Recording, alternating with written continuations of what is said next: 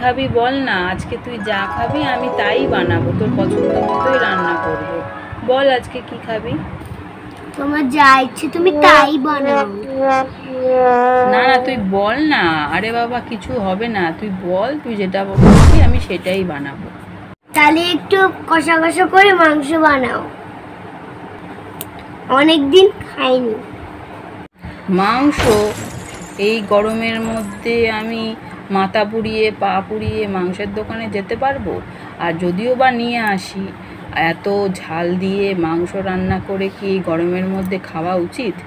না না না না, তুই অন্য কোনো একটা কিছু বল। তাহলে তুমি পরোটা আর আলুর দম বানাও।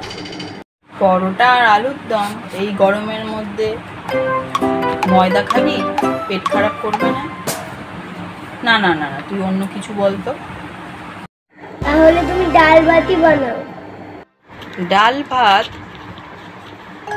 ডাল করো রে, ভাত করো রে, এই রান্নাঘরে গরমের মধ্যে দাঁড়িয়ে দাঁড়িয়ে ঘেমে আমার ঘামে আমি হয়ে গেছি, পাগল হয়ে গেছি।